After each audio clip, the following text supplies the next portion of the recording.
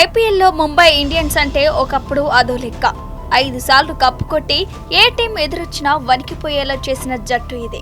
అలాంటిది ఇప్పుడు గెలవడానికి ముంబై ఇంతలా కష్టపడటం చూస్తుంటే క్రికెట్ ఫ్యాన్స్ కి ఏమీ అర్థం కావడం లేదు.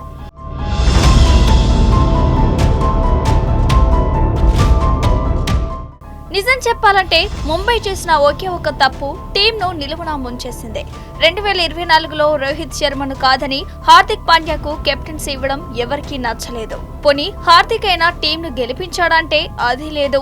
2025లో ఏదోలా నెట్టుకొచ్చినా ఈ 2026 సీజన్ చూస్తే టీం లోపల అస్సలు యూనిటీ లేదని క్లియర్ గా అర్థమవుతుంది.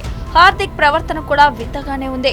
ముంబై అఫీషియల్ పేజీని అన్ఫాలో చేయడం, మళ్లీ ఫాలో చేయడం ఇలాంటి పనుల వల్ల మేనేజ్మెంట్ కి అతనికి అస్సలు పడటం లేదని అందరికీ తెలిసిపోయింది.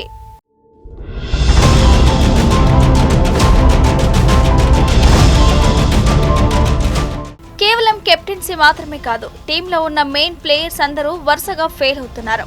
తిలక్ వర్మ, నమన్దీర్ లాంటి కుర్రాలు అక్కడక్కడ మెరిపిస్తున్నా మ్యాచ్ ని గెలిపించే ఇన్నింగ్స్ ఆడలేకపోతున్నారు. ఇక బౌలింగ్ సంగతి సరే లాస్ట్ ఓవర్లలో మన బౌలర్లు రన్స్ ని అస్సలు ఆపలేకపోతున్నారు. హార్దిక్ లేనప్పుడు సూర్యకుమార్ యాదవ్ కెప్టెన్సీ చేసినా పెద్దగా లాభం లేకపోయేదే.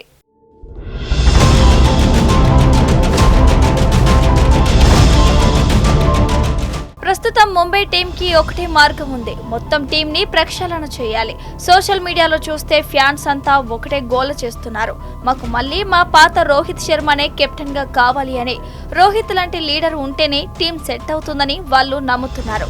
వచ్చే సీజన్లో అయినా హార్దిక్ ని పక్కన పెట్టి కొత్త వాళ్ళని తీసుకుంటారా లేక మళ్ళీ పాత ప్లేయర్లనే నమ్ముకుంటారా అన్నది చూడాలి.